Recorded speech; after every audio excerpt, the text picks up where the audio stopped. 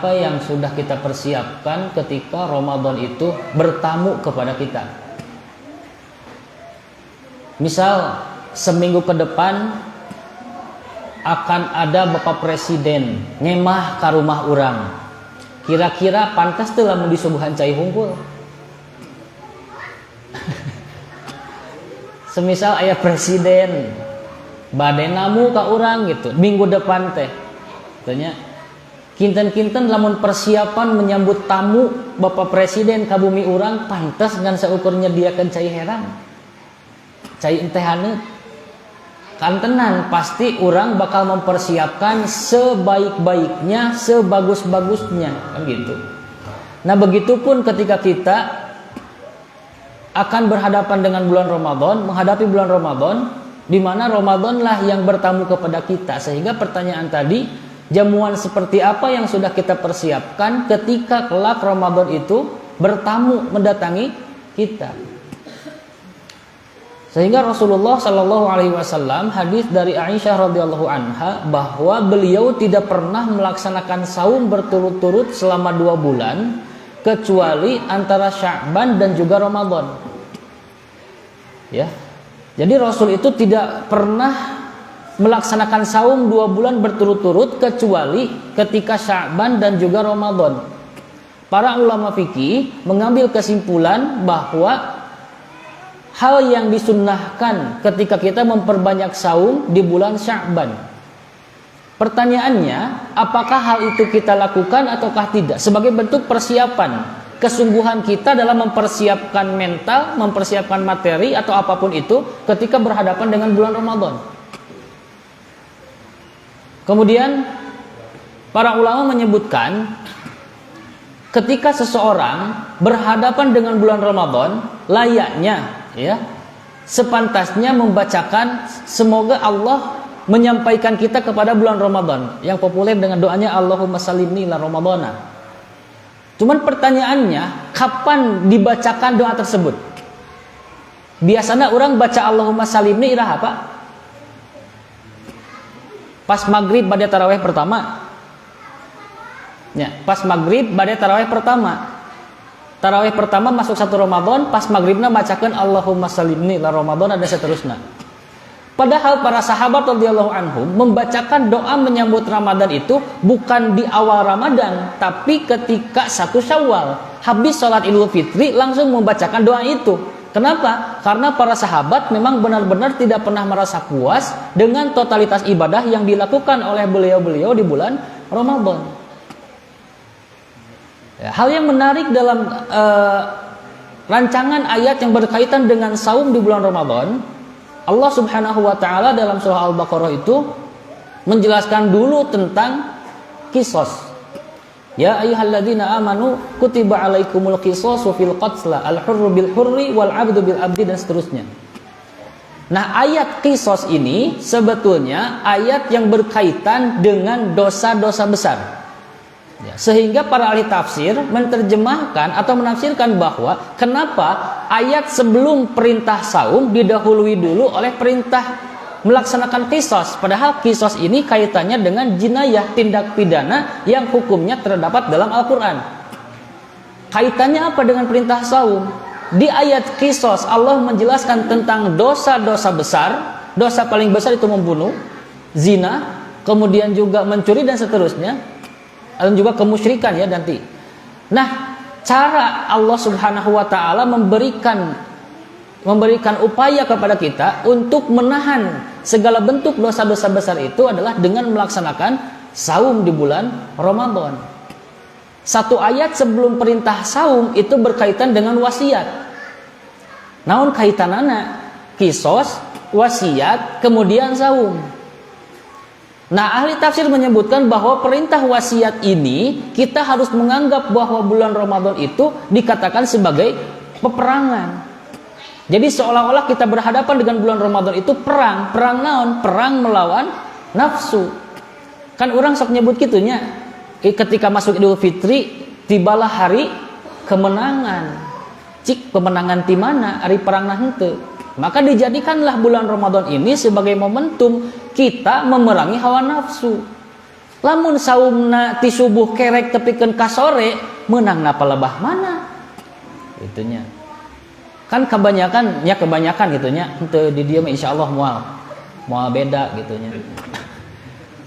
Habis sahur teh kan tidur, habis sahur salat subuh tadarus lah, kurang lebih sekaca atau 2 kaca. Sesana ke mana?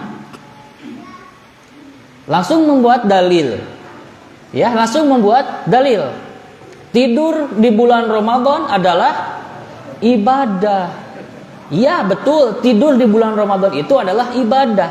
Tapi ari tidur wae di bulan Ramadan naon? Ibadah. Lamun tidur di bulan Ramadan disebut ibadah, kedahna tidur wae di bulan Ramadan itu ibadah wae. Gitu. Tapi kan begitu. Justru ketika orang semakin banyak tidur di bulan Ramadan, semakin banyak waktu yang habis digunakan untuk tidur tanpa melakukan ibadah-ibadah yang lain. Sehingga ayat setelah bulan perintah melaksanakan saum dijelaskanlah apa itu Ramadan. Syahrul Ramadan alladzi unzila fihil Qur'an hudan linnas wa bayyinatin minal huda wal furqan. Yang perlu kita catat itu adalah bayyinatin minal huda wal furqan. Pembeda antara al-huda dan juga al-furqan. Nah, ayat kalimat qul inna hudallahi huwal huda. Maksudnya qul inna hudallahi huwal huda. Yang satu menggunakan alif lam, yang satu lagi tidak menggunakan alif lam. Hudallah itu maknanya petunjuk Allah. Kemudian diterjemahkan huwa al-huda. Petunjuk Allah itu ini menjelaskan sifatnya. Sifat petunjuk dari Allah itu al-huda. Contoh kieu, aya nu naroskeun, bumi si bapa anu paling mana? Yang disebut hudan tanpa alif lam, bakal jawab tuh bumina paling ditu pangkeureun bumi eta sabumi. Itu hudan. Tapi kalau misalkan al-huda, sifat petunjuk Allah dikatakan al-huda. Al-huda mah kieu, dupi bumi si bapa eta paling mana? Tuh paling ditu hayu urang jajabkeun. Dijajabkeun dugi ka bumina. Nah, sifat petunjuk Allah masih gak kitu. Henteu dituduhkeun hungkul tapi sakantenan dijajabkeun. Itu petunjuk di Allah. Bayyinatin minal huda wal furqan. Nah, Al-Furqan ini fungsinya Syekh Muhammad Rashid Ridho menjelaskan lebih spesifik lagi daripada sekedar Al-Huda. Al-Huda itu petunjuk yang dijajabkeun lah gitunya, dijajabkeun karena pituduhna. Nah, Al-Furqan ini pembeda. Ya, pembeda. Pembeda naon? Bainal fadail war radail. Anu misahkeun mana amalan yang mengandung keutamaan dan mana amalan yang biasa-biasa saja. Nah, makanya di bulan Ramadan itu kita dituntut untuk melakukan amalan yang luar biasa. Ulah amalan nu biasa-biasa. Dan nu tadi teh ketika datang tamu agung misalkan, moal mungkin disuguhan nu biasa-biasa. Cai herang, bala-bala leupet beres moal. Tapi ketika aya tamu agung sagala rupa diayakeun, tepikeun kalarisa dijadikan sponsor kan gitu. Misal, punten ieu merek disensor. Itu kan? Sampai seperti itu. Nah, itu pun sama, cara kita menyambut bulan Ramadan harus lebih-lebih daripada itu. Cing kinten-kinten tos najogikeun waktos. Berapa persen dalam satu hari waktu yang kita sediakan untuk ibadah di bulan Ramadan? Siap tadarus beres subuh 1 juz misalkan. Beres taraweh 1 juz. Kan banyaknya beres taraweh baca tadarusan 1 hari 1 juz. Itu kan sampai ke ayat dina spanduk masjid one day one juz. Ketika taraweh baca 1 juz. Terkadang orang menibangga gitu, bukan dalam kieu nya bangga teh. Ketika orang ngeriung 10 orang lah misalkan, kemudian orang ikutan tadarus 1 juz 1 hari. Ari macana sakaca ewang. Pertanyaanna maca sajuz da eta? Henteu. Bisa baca 1 juz sekalipun baca hanya 1 kaca. Carana kumaha? Ketika orang selesai baca, batur maca, orang dengarkan. Karena mendengarkan bacaan sama dengan membaca. Tapi kan langki nu kitu mah. Beres maca sakaca, langut. Kamana we bacaan kan gitu. Sehingga kalangkung. Teu disebat baca 1 hari 1 juz. Itunya. Tamakan anu tadi teh persiapan mental harus benar-benar dipersiapkan di bulan Ramadan karena kita dituntut untuk keluar daripada kebiasaan sehari-hari. Dituntut untuk keluar daripada kebiasaan sehari-hari. Lamun sehari-harina tidur jam sekian, bangun jam sekian, nah Ramadan beda.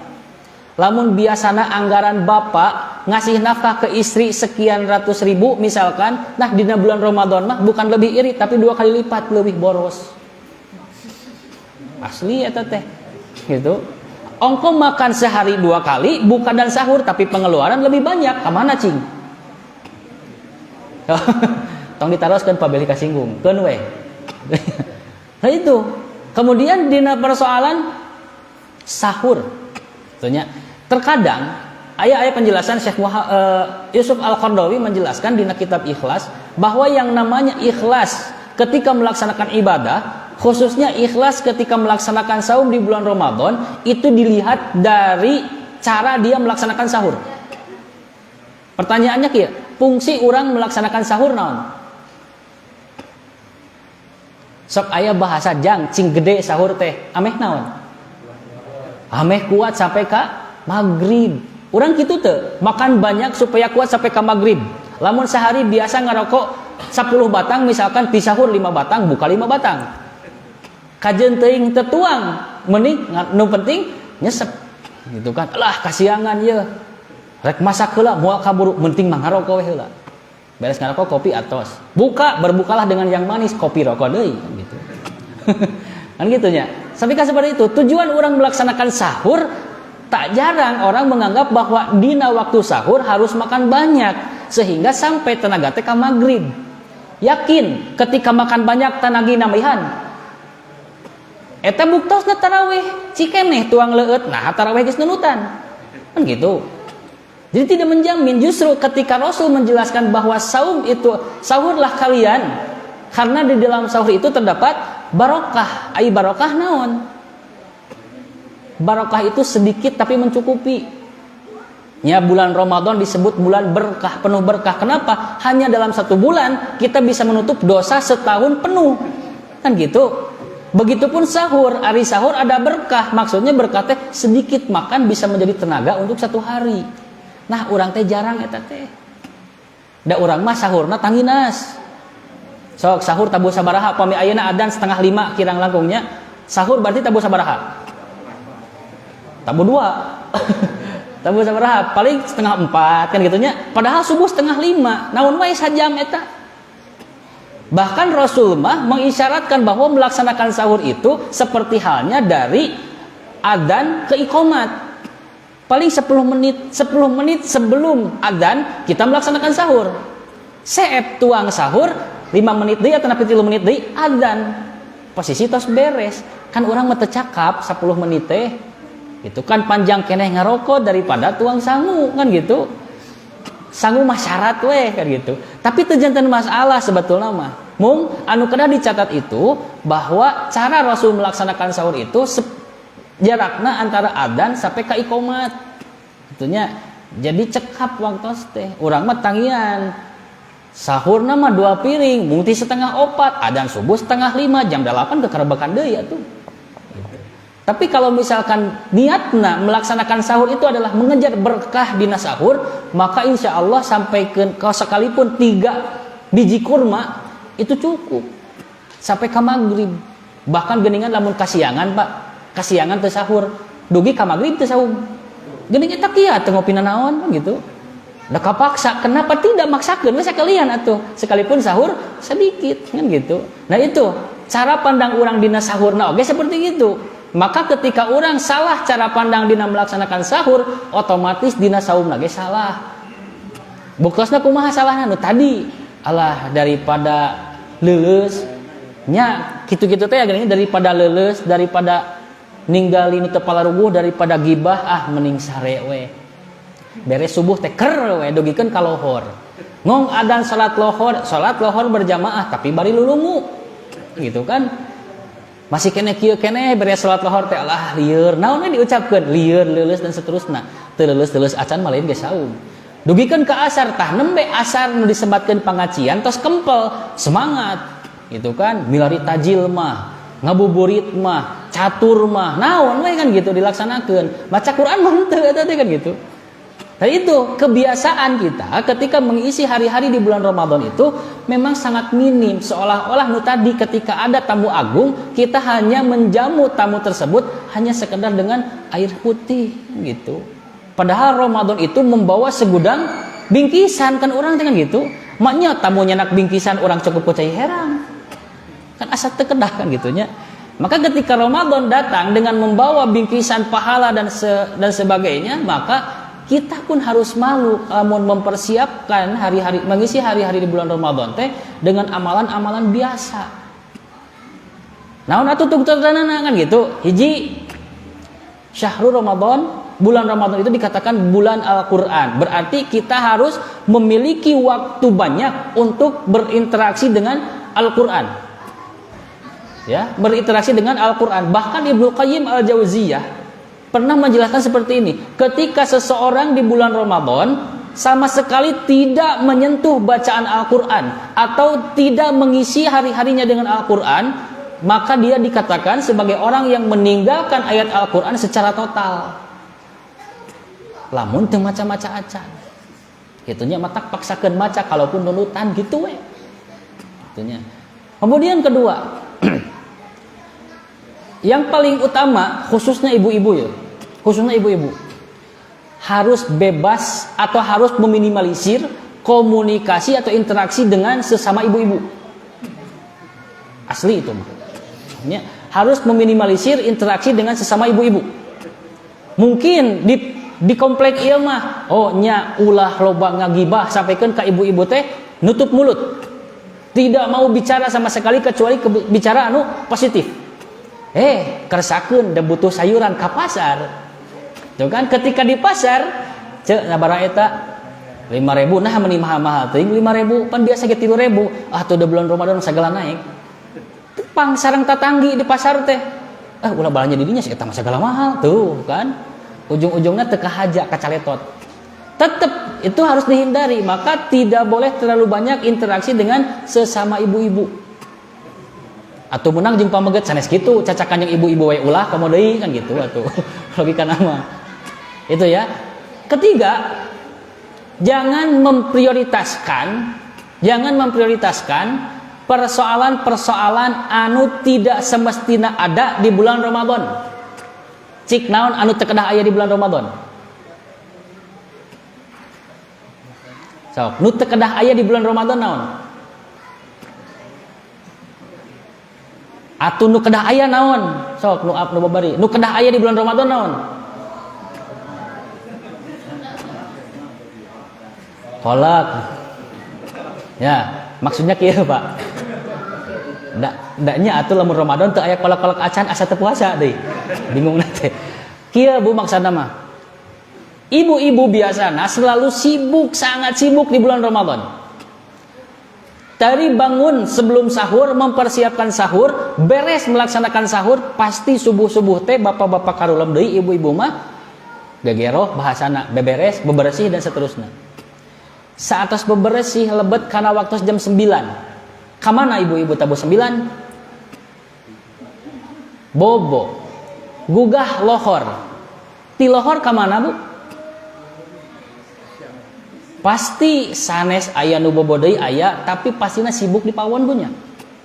Mempersiapkan kangge buka. Eta genep jam mempersiapkan buka padahal bukana sakocepat kan gitu.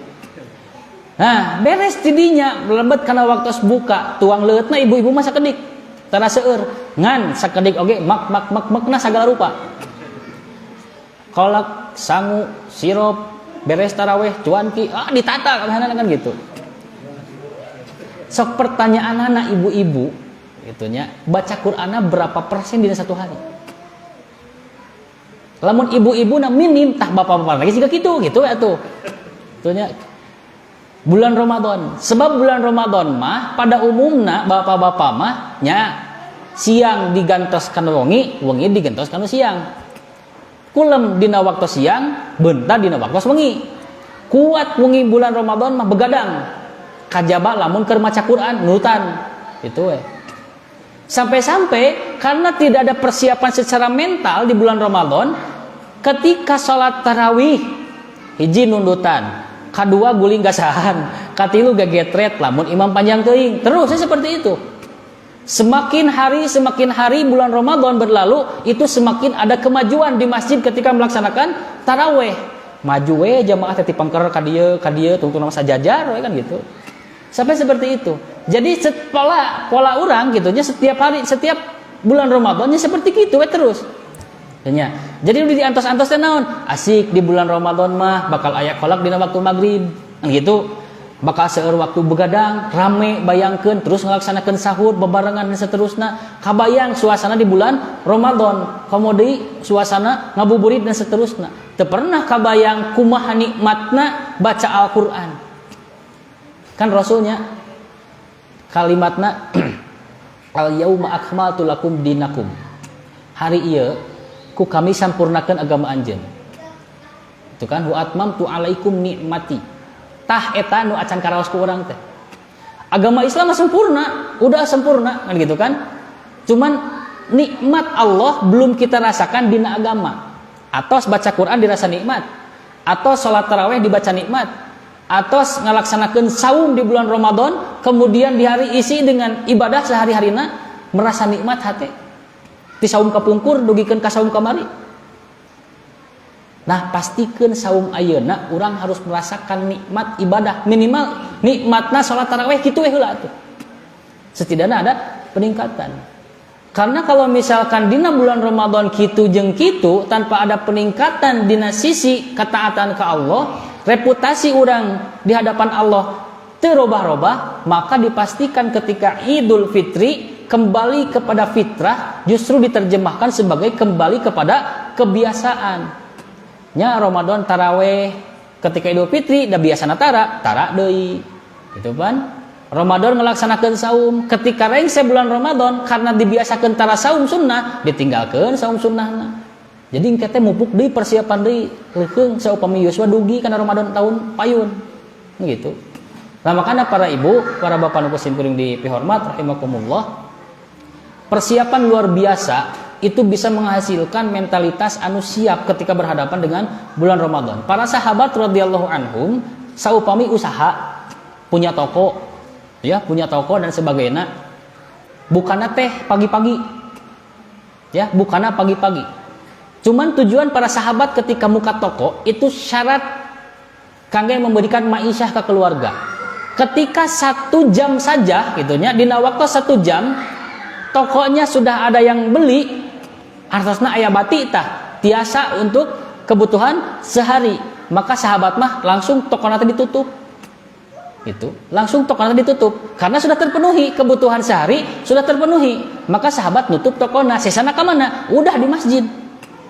Itu. Urang kumaha? Can maghrib mah mau awaka, komo maghrib keur bajehna rame kan gitu. Teu itu. Memang orang mau mungkin bisa keluar dari kebiasaan seperti itu, tapi setidaknya gunakan waktu-waktu luang itu dipergunakan untuk membaca Al-Quran. Itunya. Nah para ibu, para bapak yang saya hormati, rahimakumullah, kembali kepada bahasan sebelumnya bahwa persiapan di bulan Ramadan itu bagian dari kesungguhan kita melaksanakan saum di bulan Ramadan. Kalau misalkan di bulan Sya'ban tidak dilakukan persiapan sama sekali, itu artinya kita tidak serius menghadapi bulan Ramadan. Sebab ketika bulan Sya'ban itu harus melahirkan jiwa anu di luar, maksudnya di luar kebiasaan, jiwa yang lebih baik. Jadi cara pandang sudah baru, cara pandang dina membagi waktu sudah baru, cara pandang dina melihat ibadah gitu kan, nu biasa dilakukan sewajarna, nah ieu mah ditambahan ku fadilah-fadilah atau keutamaan-keutamaan. Terus baru deui, sagala rupa baru yang berkaitan dengan ketaatan ka Allah. Tapi pertanyaanna, apakah sampai saat ini sebelum 10 hari lagi kita berhadapan dengan bulan Ramadan, kitu teu urang?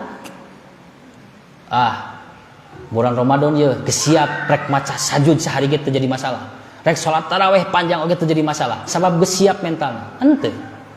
Tapi kultur di urang ketika berhadapan dengan bulan Ramadan nu anyar naon Bu? Cat rumah kudu anyar, hordeng kudu anyar, katel kudu anyar, segala rupa kudu anyar, tapi jiwa anggar keneh bulukan. Itu. Nah itu, sehingga tidak pernah ada peningkatan ketika orang selesai melaksanakan bulan Ramadan. Para sahabat dari Ramadan ke Ramadan itu peningkatannya drastis peningkatannya teh Bu. Nah orang ayeuna kieu keneh, berapa Ramadan yang sudah kita lalui, tapi salat taraweh dibere panjang saeutik masih keneh ngeluh. Ya. Nya insyaallah di dia mah moal beda gitu nya. Moal beda. Ketika imam bacakan Iqra bismi rabbikal ladzi khalaq. Iqra panjang. Langsung kebayang teh kitu kan gitu. Padahal imam teh pas beres khalaq Allahu akbar teu geuning. Teu palaruguh salat tarawih kan gitu. Tentunya. Nah itu. Karena kenapa? Persiapan yang tidak matang utamanya dengan interaksi kita dengan Al-Qur'an dipersiapkan di bulan Ramadan itu menyebabkan kita ketika berhadapan dengan bulan Ramadan kemudian berhadapan dengan ayat-ayat atau bacaan-bacaan Al-Quran orang mau pernah ngerasa nyaman beres subuh aya nu tadarus di masjid misalkan tentunya kemudian kena speaker ngambek mau orang gak sampai kagandeng ngambek kenapa karena jam sakitu waktunya tidur kan gitu tentunya waktunya tidur sampaikan gandeng kieu di masjid nu ngaji istighfar Pak, saumna batal secara pahala gitu kan, hanya lapar dan haus saja. Itu nu paling ngeri kan gitu. Di bulan Ramadan aya bacaan Quran, orang tebetah, itu aya masalah jeung saum urang, jeung persiapan urang. Bukan sekedar dina mendengar bacaan saja. Ketika orang melaksanakan taraweh, kemudian orang tidak merasa nyaman dengan bacaan imam yang panjang, itu aya masalah dina persiapan anak. Ketika orang melaksanakan saum di bulan Ramadan pernah nyentuh Al-Quran acan itu ada masalah kan gitunya. Ketika bulan Ramadan orang banyak tidur itu ada masalah jeung diri orang. Padahal tadi dikatakan Ramadan itu adalah hari atau bulannya peperangan, orang harus melawan hawa nafsu. Yang harus kita ingat, Imam Al-Ghazali pernah menjelaskan seperti ini, bahwa yang namanya ridho Allah itu ketika kita berhadapan dengan hal yang bertentangan dengan hawa nafsu. Hal yang bertentangan dengan hawa nafsu. Ketika orang malas ngelaksanakan taraweh karena imamna bacaan panjang, orang maksakan taraweh, disitulah ada ridha Allah. Ketika orang malas ayeuna ngelaksanakan sholat malam misalkan karena ngantuk, karena tiris dan sebagainya, ku orang ditabrak ngantuk jeung tiris, paksakan sholat malam, disitu ada ridha Allah. Itunya. Sebab ridho Allah itu tadi ketika orang berhadapan dengan hal yang bertentangan dengan hawa nafsu, kemudian kita memaksakan untuk menampilkan ketaatan kepada Allah, maka disitulah letak ridho Allah. Tamakana Pak, saupami subuh orang ngaraoskeun tunduh, tabrak tunduh teh. Minimal atuh tidur di bulan Ramadan teh 1 jam 2 jam cukup. Atuh da tunduh teu kuat da salah saha atuh malam nabat dipake begadang kan gitu. Justru malam-malam teh biasa saja lamun bade aktivitas malam itu dengan bacaan Al-Quran sampai ke begadang terjantan masalah. Ketika waktu subuh ngalengut ulah waka dipaksakan, ulah waka tidur, baca deui Al-Quran, pastikan matahari sampai ke moncorong, tos moncorong panon poe silahkan tidur ngan ulah tapi kalohor teuing gitu ulah kajongjonan. Sebab yang terpenting itu tadinya persiapan mental itu memang benar-benar harus dipersiapkan. Lamun ayeuna bapak ibu teu acan mempersiapkan mental ketika berhadapan dengan bulan Ramadan, aya keneh Bu Pak 10 dinten. 10 dinten. Kinten-kinten bade nyiapkeun naon tah 10 dinten ayeuna. Kitu nya. Cik Bu, Pak kejaran bapak atau napi ibu dina bulan Ramadan ayeuna naon? Nu utami we. Kejaranana gol di bulan Ramadan naon? Khotam Quran 100 kali misal. Naon atuh gitu kan. Gol di bulan Ramadan ayeuna sudah punya gol teu, punya tujuan teu di bulan Ramadan ayeuna. Mempeng ada 10 hari untuk persiapan. Naonnya penting mah baju anyar sakitu we. Itu bulan Ramadan ayeuna mah kudu meuli baju lebaran nu mahal. Nah, tidak penting itu mah. Itunya. Tapi nya tadi teh muhasabah. Dina bulan Ramadan ayeuna urang teh tujuan teh naon? Nu kudu berhasil dina Ramadan ayeuna naon kan gitu.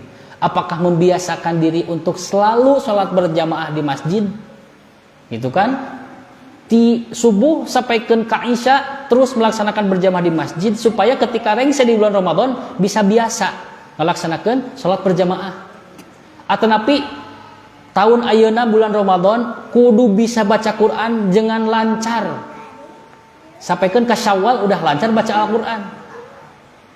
Tapi kebanyakan di urang mah nu tadi punya bulan Ramadan ayeuna mah kudu khotam 12 kali pokokna mah. Kudu khotam sekian kali pokokna mah. Da percuma ibu baca Quran sampai ke khotam, bari ibu sadar bahwa bacaan ibu itu belum benar, tapi tidak ada kemauan untuk belajar, nol di hadapan Allah mah, Bu. Lebih baik kita yang terbata-bata baca Al-Quran, tapi ada kemauan untuk memperbaiki, disitulah 2 pahala. Tapi kan di orang metek itu, Bu, diajar atuh baca Quran bulan Ramadan ayeuna mah, jawaban aku maha. Atuh era geus kolot diajar keneh maca Al-Quran. Tuh. Atuh karagel geus kolot kieu mah ngapalkeun Quran. Pasti seperti itu. Selalu banyak uzur yang dikedepankan. Berbeda kan gitunya dengannya kasus ayeuna we gitulah. Ketika tatih rada lami dina ngalaksanakeun salat betah teu di urang kebanyakan. Teu. Tapi ngantri minyak berjam-jam natih kiat. Tuh. Ku dipaksakeun mah kan gitu. Hanya itu, orang harus memaksakan. Makanya bulan Ramadan itu dimana orang dipaksa membenturkan diri dengan hawa nafsu supaya orang tidak kalah dengan hawa nafsu. Lamun ti subuh keneh tos kulem, tos eleh memeh main oge eta mah. Gitu. Maka sekali deui para ibu para bapak rahimakumullah, ketika Allah Subhanahu wa taala menjelaskan syahrul Ramadan, bulan Ramadan itu dikatakan sebagai bulannya Al-Quran, bulan diturunkannya Al-Quran, berarti fokus utama bulan Ramadan itu adalah dengan karena baca Al-Quran. Sebab para ulama hadis itu dina bulan Ramadan mah teu maca hadis, fokus seluruhnya ke Al-Quran gitu atuh. Jelasnya ahli Quran mah kana Quran, tapi ulama hadis bukan berarti teu pernah maca Quran. Ulama hadis yang fokus mengkaji hadis-hadis Nabi dina bulan Ramadan mah khusus fokus kana Al-Quran. Itu ahli hadis. Orang ahli naon? Ahli hadis? Ahli hadas. Ahli Quran tidak. Maka fokuskan sekalipun kita bukan ahli, ulah sampaikan ke bulan Ramadan ayeuna berlalu begitu saja. Tadi saya katakan ada Ibnu Qayyim Al-Jauziyah mengatakan ketika orang dina bulan Ramadan jauh daripada Al-Quran, maka dikatakan sebagai orang yang meninggalkan Al-Quran secara total. Secara total bayangkan kumaha atuh seluruh ayat Al-Quran ditinggalkan. Teu kabagian pahala baca Quran dilipat gandakan berlipat-lipat, teu kabagian khusyukna atau nikmatna hidayah ti Allah Subhanahu wa taala kan gitu. Da urang teh baca Al-Quran, semakin orang baca semakin datang dan nampak hidayah teh. Lamun orang baca. Jadi teu sekadar disada punya, tapi harus benar-benar baca. Maka kalimatna yatslu tala yatslu, baca Al-Quran. Henteu qira'a yaqra'una Al-Quran henteu. Aya oge lamun faqra, kalimat qira'a itu diterapkan nalika salat. Faqra'u ma tayassara minal Quran. Bacalah apa yang engkau anggap mudah daripada Al-Quran itu. Maka ketika salat, tapi di luar salat selalu menggunakan kata tala yatlu. Yatluna kitab.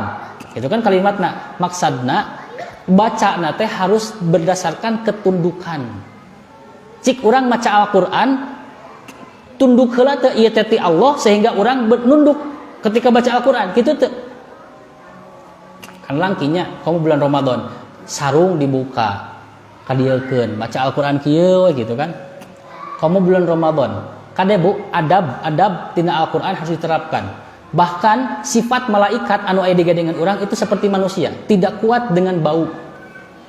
Maka sebelum orang baca Al-Quran pastikan sikat gigi heula.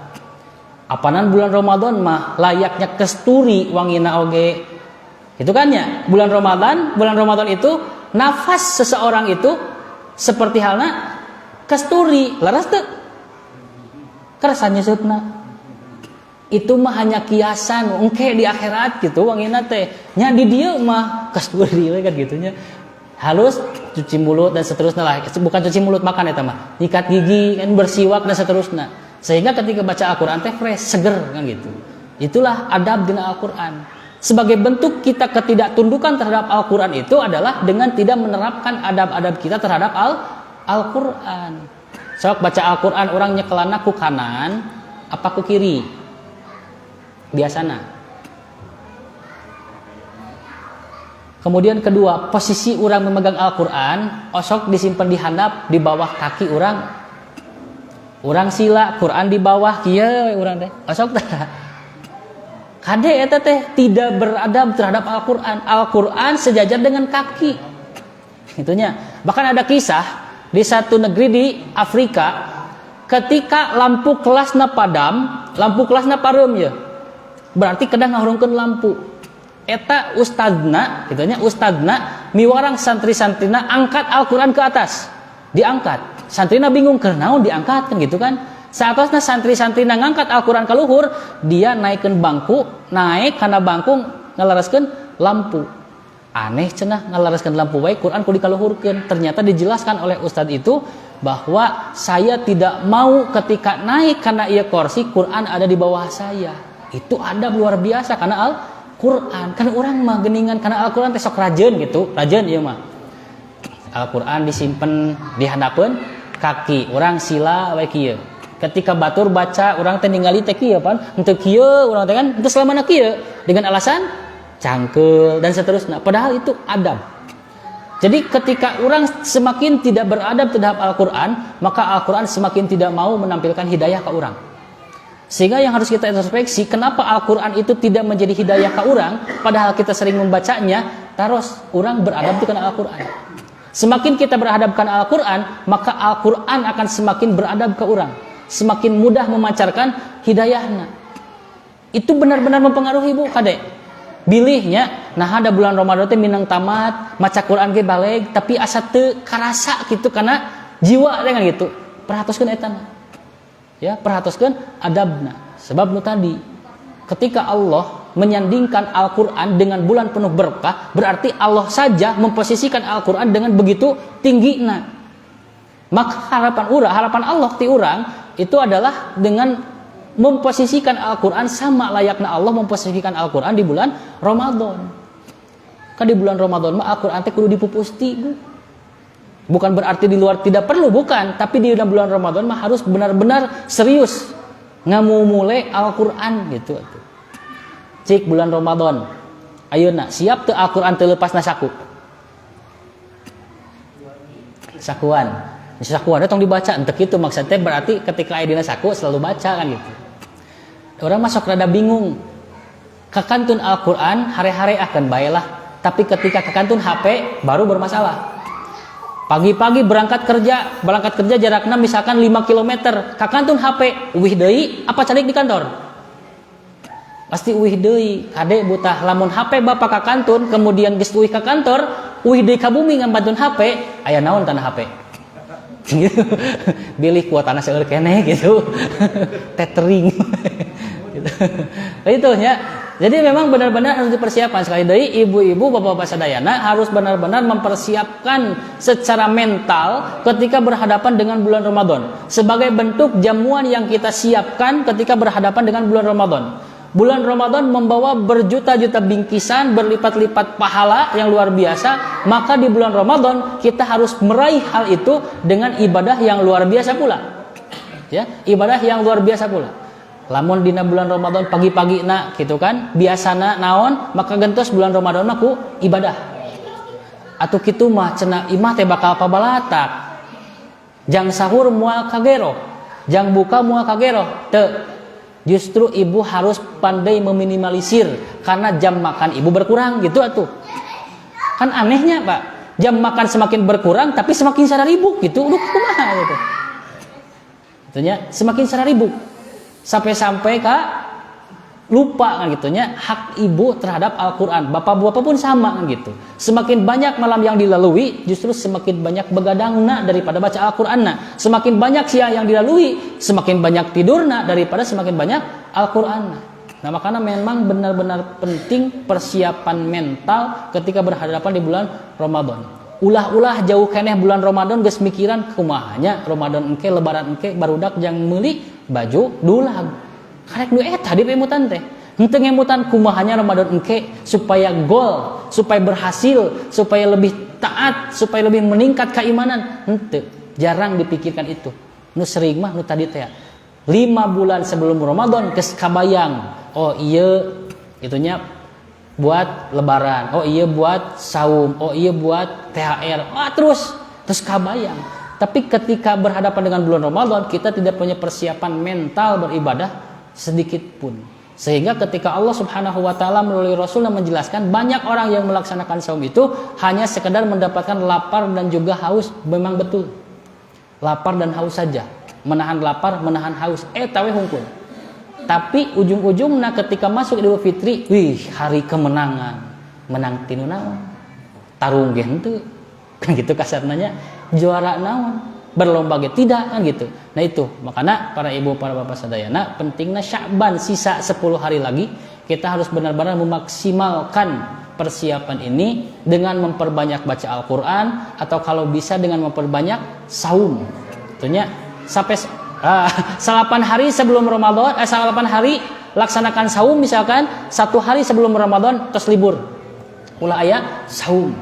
Itu minimal persiapan seperti itu yang harus dilakukan. Ulah persiapan material, tapi persiapan diri orang ketika berhadapan dengan bulan Ramadan, bahwa kita harus yakini bahwa bulan Ramadan adalah bulan peperangan, bulan penuh berkah, di mana Allah Subhanahu wa taala menuntut kita memerangi hawa nafsu dengan melakukan amalan-amalan di luar kebiasaan. Sehingga ketika masuk Idul Fitri dikatakan Idul Fitri, itu maknanya kembali kepada fitrah, kembali kepada ketauhidan. Sehingga tadi ayat sebelum saum menjelaskan tentang jinayat atau tindak pidana, itu menjelaskan bahwa kita dituntut untuk mau diatur oleh Allah Subhanahu wa taala. Sehingga ketika selesai melaksanakan saum, lahirlah jiwa muttaqin yang mau tunduk dan patuh terhadap Allah Subhanahu wa taala. Itu berhasilnya. Sehingga di ayat saum kadituna ayat hiji dikatakan perbekalan haji sebaik-baiknya adalah khairaz zadi taqwa, sebaik-baiknya bekal adalah ketakwaan. Ibu bapak lulus saumna sampai derajat kana muttaqin di bulan Ramadan, ketika masuk Syawal berarti Allah sedang mempersiapkan kejutan, ibu dan bapak bisa naik haji insyaallah. Itu ciri-cirinya. Bukan persiapan ongkos, bukan. Takwa persiapan terbaik nama. Sehingga Allah Subhanahu wa taala jelas melaksanakan qisas, wasiat, kemudian saum, kemudian di bawah ayat-ayat saum itu berkaitan dengan peperangan dan juga haji. Nah makanya Allah Subhanahu wa taala menempatkan ayat saum dihimpit kudu aturan. Satu, aturan menerapkan ayat-ayat Allah, yang kedua aturan dalam berhaji dan juga kisi-kisi kumaha carana supaya bisa berhasil dalam menjalankan tiap-tiap ibadah kepada Allah Subhanahu wa ta'ala. Maka jelas Allah Subhanahu wa ta'ala hanya ingin mencetak orang-orang yang bertakwa di bulan Ramadan dengan melaksanakan saum di bulan Ramadan. Sehingga tidak setiap orang yang melaksanakan saum itu sampai kepada derajat ketakwaan. Tapi harapan Allah, aya nggunakeun kalimat la'allakum, agar kalian. Agar kumaha, bukan kepastian, tapi mudah-mudahan sugan we anjeun teh takwa ku saum. Maka tadi ketika orang mau diatur oleh Allah Subhanahu wa taala, itu menunjukkan kesiapan kita diatur ku Allah, sehingga Allah menyebut ya ayyuhalladzina amanu, ya orang iman wajib keur anjeun ngalaksanakeun saum. Sehingga kalau saat ini kita tidak mau diatur oleh Allah Subhanahu wa taala, berarti kita tidak siap untuk melaksanakan saum. Latih di bulan Sya'ban untuk tunduk terhadap aturan Allah dengan ibadah-ibadah dan seterusnya, sehingga ketika melaksanakan saum kita tetap tunduk terhadap Allah Subhanahu wa taala dan berhasil mencapai derajat ketakwaan kepada Allah Subhanahu wa taala. Itulah mungkin yang bisa saya sampaikan dalam kajian malam kali ini. Mudah-mudahan Allah Subhanahu wa taala memberikan ridho ya.